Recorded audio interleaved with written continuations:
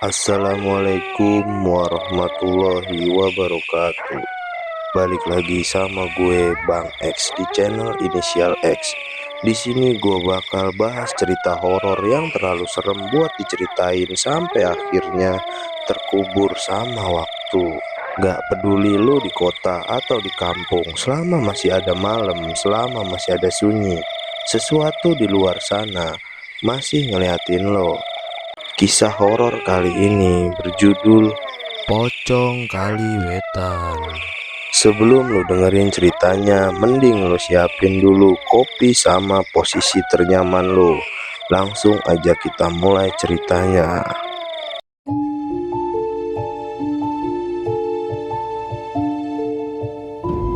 Pagi itu udara di Kaliwetan gak kayak biasanya.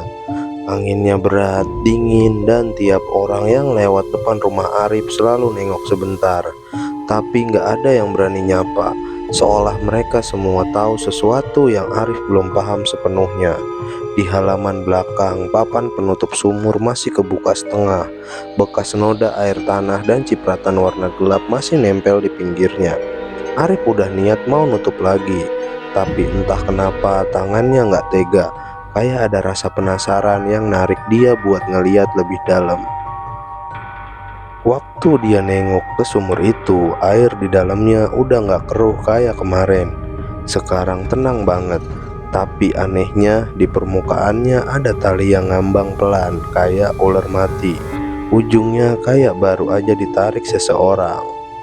Arif nutup lagi papan itu rapat-rapat. Tapi sejak saat itu tiap malam dia dengar suara yang sama, lirih, minta dilepas.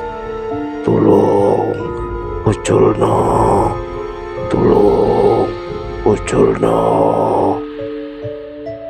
Kadang dari belakang rumah, kadang dari kamar mandi, kadang malah dari arah bawah tempat tidur. Dan tiap kali dia bangun, bau anyir itu makin kuat.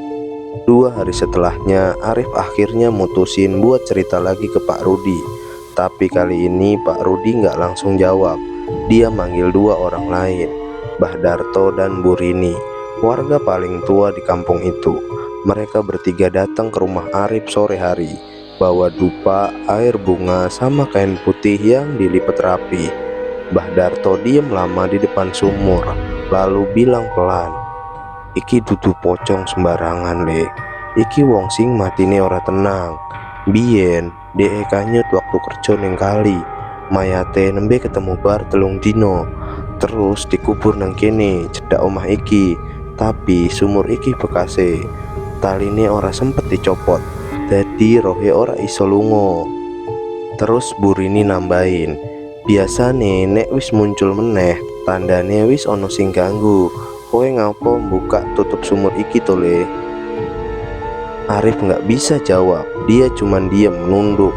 Mbah Darto nyalain dupa dan mulai baca doa pelan. Tapi di tengah bacaan, api dupa padam sendiri.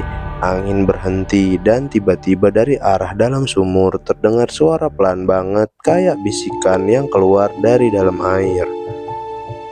"Ngopo saiki kowe tutup meneh?" Semua yang di situ langsung terdiam. Mbah Darto ngeliat ke arah Pak Rudi dan cuman bisa geleng-geleng kepala. "Ora iso, iki wis kuat tenan iki." Mereka mutusin buat ngelakuin semacam selamatan kecil malam itu juga. Arif disuruh nyiapin kopi pahit, nasi tumpeng kecil, dan bunga 7 rupa buat ditaruh di dekat sumur. Katanya biar arwah itu tenang. Tapi malam itu justru jadi malam paling aneh di rumah Arif. Jam 11 malam sebelum mulai doa, tiba-tiba listrik mati. Lampu minyak yang mereka taruh di dapur tiba-tiba padam juga, padahal baru aja disulut. Rumah langsung gelap total. Arif nyalain senter, tapi cahayanya redup banget kayak diselimutin kabut dari dalam. Dari arah sumur terdengar suara air beriak pelan, terus diam. Lalu muncul suara lain, pelan tapi ngebentuk kalimat jelas. "Tolong, uculno tali iki. Tolong." Suara itu berat, serak, dan kedengeran dari dalam rumah. Arif muter badan dan waktu cahayanya yang ternyorot ke ruang tengah, kelihatan sesuatu berdiri di sana. Sosok putih kotor tinggi dengan kain kafan udah robek di bagian dada. Mukanya ketutup kain tapi bagian bawahnya basah, kayak habis direndam air yang cukup lama. Tali kafannya masih ngikat di atas kepala, melingkar ketat. Semua orang mundur, Bu Rini langsung jatuh duduk, tangannya gemeteran. Mbah Darto buru-buru baca doa, tapi baru beberapa kata keluar, suara itu nyaut dari arah sosok itu. Nadanya marah. "Wes telat." Lampu minyak di meja nyala sendiri, cahayanya langsung bikin sosok itu kelihatan jelas. Matanya bolong dan dari lubang hidungnya keluar cairan hitam. Dia nggak lompat, tapi meluncur pelan ke arah mereka. Pak Rudi langsung narik Arif keluar rumah.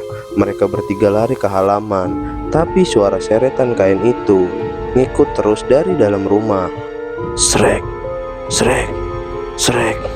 Begitu sampai di luar pagar, suara itu berhenti. Rumah langsung gelap, tapi bau anyirnya masih ke bawah angin. Mbah Darto cuman bisa bilang, "Ora cukup karo doa biasa, iki kudu dibenerke kuburane." Besok paginya, warga kampung sepakat buat ngegali ulang area di belakang rumah Arif, tepat di samping sumur. Setelah gali beberapa lapisan tanah, mereka nemu tulang belulang yang masih dibungkus kain kafan. Tapi anehnya, bagian kepala masih ketali, kencang banget, kayak baru. Salah satu warga yang ngebantu ngegali sempat bilang dia ngerasa tangan kirinya ditarik waktu nyentuh tali itu. Sejak hari itu, tangannya terus dingin kayak es. Dan tiap malam dia ngeluh ngedengar suara orang bisik-bisik di telinganya. "Aku dorong iso lunga." Warga akhirnya mutusin buat ngelakuin upacara kecil di makam baru yang mereka udah siapin. Tapi malam setelah itu, Arif bilang sumur belakang rumahnya mulai bunyi lagi. Bukan suara orang, bukan seretan kain, tapi suara air yang kayak dididihin dari dalam. Dan di pagi hari, papan penutup sumur itu kebuka lagi, padahal semalam udah ditumpuk batu bata berat di atasnya. Padahal udah diselamatin, tapi masih ada gangguan juga. Gimana kelanjutan ceritanya? Apa yang bakal dilakuin Arif selanjutnya? Apakah dia bakal terus diganggu? Lanjut episode 3 ya. Jangan lupa subscribe biar nggak ketinggalan kelanjutannya.